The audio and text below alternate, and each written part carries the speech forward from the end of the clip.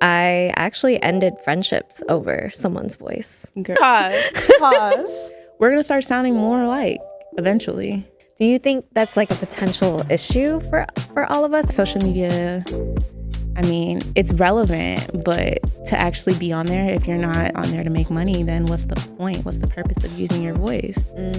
I never really had to like code switch or do anything that altered my voice entirely. Some people would rather hear you not speak. Yeah.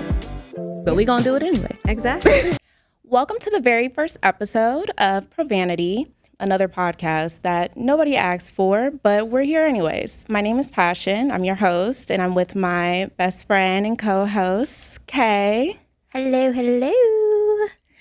And together, we're just going to scratch the surface of all things in life that are interesting, chaotic, and a little bit glamorous. Let's be real. We're really just like two best friends that have conversations for hours on FaceTime. Like, that's just really what it is. Like, we do that, and I'm not going to lie. I do take a lot away from our conversations, which is why I suggested we started this podcast. When she first mentioned doing this podcast with me, I was instantly like, hell no.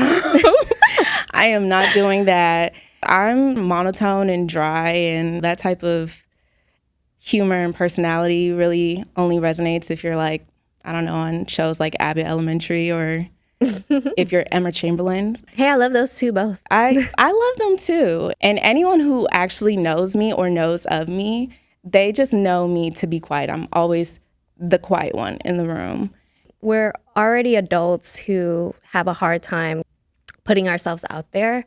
And so I wanted to challenge us this year, 2025, to be a better version of ourselves and, you know, really, really do something that is uncomfortable for the both of us to do. You spoke a lot about like, you know, how you were always like the quiet one. What does your voice say about you now? I've stopped caring to a degree, and I think that just comes with life. Like, the more that you live life, the more you just stop caring because you're tired of seeking validation subconsciously. When you suggested this topic to me in the beginning, I was like, you mean literally, right? Like, oh, like a person's voice, how deep it is, how high pitched it is. I just thought of it like that, but I never knew how someone's voice can really alter how you feel about them, no matter how they look.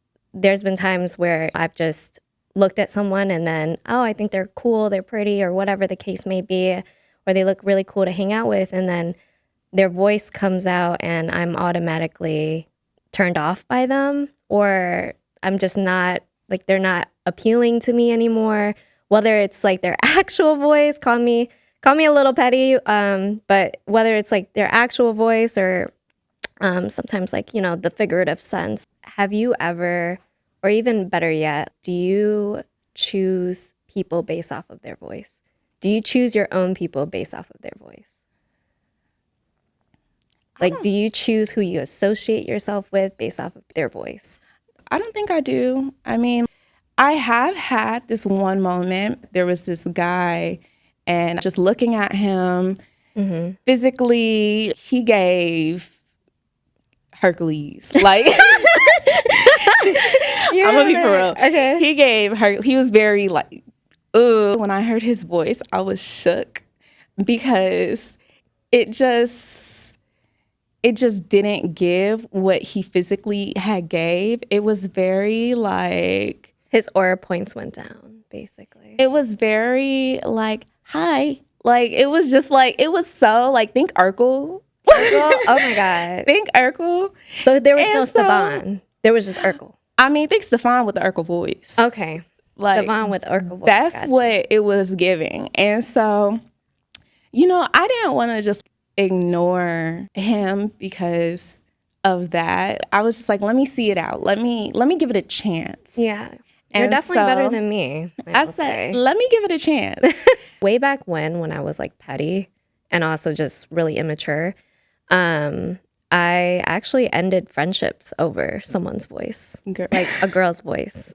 Yeah, it was that bad. That's so funny.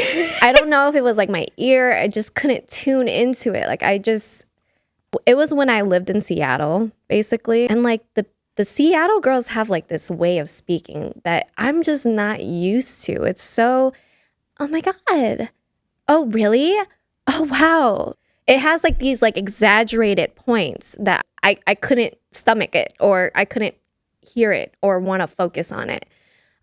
Listen, I do love you, P&W girls, Seattle girlies, okay? No shade. I still love you guys. It's just at the end of the day, I just couldn't stomach it at the time. And I did give my friendship with her 2 more times just to see how well we can still mesh and if we're going to still be good friends.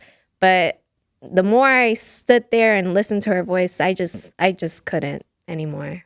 So I get that, yeah. It's like if you had a problem with her voice, you would not be able to tolerate me back in the day. My voice has changed so much over the years, but when I was younger, it was definitely giving awesome. Oh wow, like totally freak me out. I mean, right on. You know what I mean? Like bring it on. It was giving like, oh God, it was giving that. Oh God. And I was judged about a lot was the way that I sounded, especially being in certain environments, and they're not used to a girl like me talking like that. So there was though this period in my life, I would say like preteens to teenage years. And during that time, I had like this affinity for everything that was beautiful and everything. I still do, but it was another level at that time. And mind you, this is early 2000s. I had this affinity for all things that was not only beautiful, but sex appeal, because that was all that was shown at that time in Y2K media. It was heavy with sex appeal. That was the Maxim era. You had video vixens. You had Girls Next Door reality show, and Victoria's Secret fashion show. Just all these things that screamed conventional beauty. Because I had such an affinity, it was like to the smallest things, including my voice. I had girl crushes on iconic women like Angelina Jolie. And she had a sexy voice? Does she have a sexy voice? She still has a sexy voice. I don't know if you've been watching her interviews I lately. did see her interview with Zendaya and like, you know, everyone. But anyway, sorry, continue. So it was women like Angelina Jolie, or during the Tumblr era, you had Tumblr girls like Kim Johansson. Oh, I remember her. And she had a very monotone voice. So that worked in my favor. But she also had a lower pitch. My sister would say Scarlett Johansson, she had like the sexy voice because it was deeper. So because she had a deeper tone, so I'm thinking, okay, so for me to be sexy, I have to have a deeper voice. I have to, here I am with a high pitch, like, hi, how are you? I would always like stretch out my words too. I'd be like, yes, yeah. Like, it was crazy. And I just realized, okay, I need to change this voice. You fast forward years later, my voice has finally got lower. I don't know how I feel about it. Here I am asking for something. Yeah. I'm like, please give me a lower voice. Like, I would literally fake it until it just started naturally sounding like it. No, I totally resonate with that. I used to also try to deepen my voice too. Because when I was little, I would always get told that my voice was squeaky. It was really squeaky, really high pitched. I mean, I think people still think my voice is really high pitched even now. Yeah. And I always associated the word squeaky with annoying. So because of that, I was like, oh, I gotta talk a lot deeper. But then throughout my years, especially like as soon as I hit high school, actually, I started to get compliments on my voice. And I was like, oh, cool. And then they were saying that I had a radio voice at that time. I don't know if they were just saying that just to say that, but by all means, like my teachers were complimenting me at the time too, that I had a really nice voice. I mean, if you listen to my job, like my old job's voicemail machine, that's my voice on there still to this day. So yeah. And I've done that for 2 jobs already now. Oh. So it's still the same voice now. Yeah. And so I've come to realize that, you know, I'm just going to accept whatever voice that I have right now and just be okay with it. You know, beauty is in the eye of the beholder. It's the same thing with like voices. Voices is all up for preference in a way. Some people love deep voices. Some people hate deep voices. Some people love high-pitched voices. Some people hate high-pitched voices, you know? Some people would rather hear you not speak. Yeah. But we gonna do it anyway. Exactly. I have a question. Like, do you ever change your voice to certain social situations? Yeah, it just comes natural for me to change my voice. Unfortunately, I have to deal with the burden of code switching and both a professional setting as well as just talking to anybody from any other community. Even it can be something as simple as I'm on the phone with customer service. And What is your customer service voice? Hi. I just want please. Don't do that. No, because I find that they actually take their time. They're more generous. They're nicer. Where? When I use a lighter voice. You meant like, with customer service. Oh, yes. I thought you meant like. When I use a light feminine voice, I've gotten deals off of things. I've gotten stuff waived. I've gotten. Well, I mean, that's like when you're talking to customer service. When I'm talking to customer service, I thought you meant like customer service, like the voices from customer service, because they sound annoyed. They sound tired. The people, you know, if you call Comcast, they're like... that's the thing, though. That's why I have to, like, I'm coming in gently. I'm not coming in rah, like everybody who they got a point to prove. Yeah. And watch, you gonna get charged again. You ruined it. You know, you gotta be nice. I be doing that. You have to be nice. I mean, I'm nice, but I try to get my... You know, I try to make sure that I'm efficient in what I'm about to say. I can't be like, oh my God, so thank you so much. No. Mind you, you're not going to have the same attitude every day. You're dealing with all these different energies. Right. You have people who are always angry. And you hold a power that, you know, some people think, oh, you're not even making that much to be doing all this for, you know, this company. But I've gotten so many freebies just for being nice. That's nice. I mean, I am a nice person. That's nice. I'm a kind person. I'm going to say that. I'm a kind person. Yeah. But being nice and having a gentle spirit and approach when I talk to somebody has helped. And then also security. So this is when I really deepen my voice. When I feel a threat to my own security. And I don't know if you ever did this, but like someone's at your door, knock, knock, and you like, who is at my door? I wasn't expecting nobody. So you know something's wrong. So basically, you put on your masculine voice? I put on the utmost masculine voice. It's so nasty. I'm not going to do this on the camera.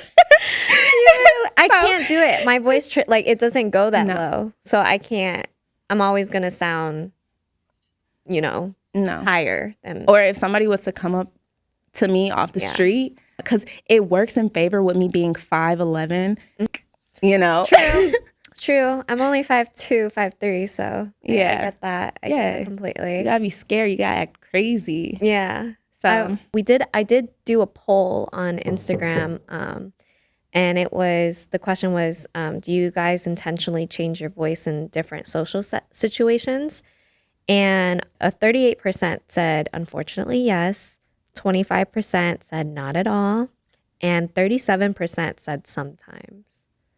So that kind of means to me that you do change your voice in different situations. I would like to also add that the ones that did say not at all were majority men. Really? Yeah. Majority men. I mean, they would also put the sometimes, but there wasn't many that said, unfortunately, yes. What was the demographic of those men? What do you mean? Like as far as racial? Oh, racial? Or age? Around our age, I would say. So it was interesting. Primarily black, yeah. Not at all. I could see that. Yeah. That's interesting. I never really had to like code switch or do anything that altered my voice entirely. I grew up around a more multicultural, diverse neighborhood. Some people say my voice changes when I talk to certain people, which is just because, you know, as I was younger, I had to keep adjusting and adapting and assimilating to those around me. I went to like a whole bunch of different schools. Some were all Hispanic, some were all African, you know, just a mixture of things. I will say, even like now and when I'm at work, it's pretty much the same. I guess that would be my privilege because of my voice, that I don't need to fluctuate. It really depends on the life you were born into and which community you come from, your socioeconomic background. That really dictates how you see using your voice. Some people, they have the privilege, whether it's because of their race or because of the class that they come into, because they already have the currency that they need, the capital they need to live in this world. So who are they trying to impress? They're the societal standards of a person, of a being. So there's no reason to really change who they are. And even though code switching is a burden because you're like wearing a veil and you're not always being authentically you, it's also a very important life skill to where not being able to change your voice can be not a privilege for some. And that's those who come from a place where they're lacking. Everybody got to eat at the end of the day. But as far as like climbing that ladder to get to the top, if you're already at the bottom and you need that skill to get you there, because unfortunately you just weren't born in a position to be authentically yourself. So there's also another version I think we have of changing your voice, and we've kind of talked about it as far as monetizing your voice. And that can have somebody from any background who is doing that. A good example to me is Paris Hilton. Your girl Paris Hilton, she has bamboozled so many people. She's bamboozled so many people because she puts on this baby voice. I don't know if a lot of people have heard her natural voice in comparison to her baby voice that she put on, but she kind of put that voice on to fit this stereotype that she was positioned in as being, you know, spoiled and blonde and from California. These little characteristics about her. So just seeing how she's flipped it and reversed it and made a name for herself, and her voice has helped shape her identity. This is where we talk about, yes, your voice is naturally a part of you, but you can amplify it and use it in another way to make a bigger part of your identity more prominent if you're trying to reach masses. Thinking about it, this new trend of just not using your voice, and people are all of a sudden posting less. If they're not making money off of anything, they're just like, they don't really have a reason to post. I don't know if maybe it's because a lot of these platforms, they've just changed. But also I heard someone talk about that it's more attractive to be mysterious. And it's funny because as somebody who has lived in the shadows for such a long time and has been a private person, now you have people who are intentionally becoming private. I'm noticing a lot in social media and just overall with influencers, and even celebrities too. Like celebrities and influencers, they are all sounding the same. You're constantly getting, you know, trapped in that voice that all the influencers, especially in like the beauty community or these different niches, they all have, and it sounds all the same. And we're losing accents. We're losing the regional accents. We're losing all of the things that makes us different. And a lot of it is dealing with our overconsumption of social media and just how our worlds are blending into one. It's really starting to impact just our tone of voice, and you're getting just less and less. So I think we're gonna start sounding more alike eventually. Do you think that's like a potential issue for all of us? I mean, it just kind of sounds like we're all assimilating in a way where we're able to understand each other better, because that's the way I see it. It makes it better for all of us across the seas, or even here in the US, for all of us to kind of understand each other and communicate effectively. You're seeing people who grew up in the Bronx or South Side of Chicago sounding like they came from Calabasas. And then you have people who didn't grow up with any exposure to Black people all of a sudden speaking AV.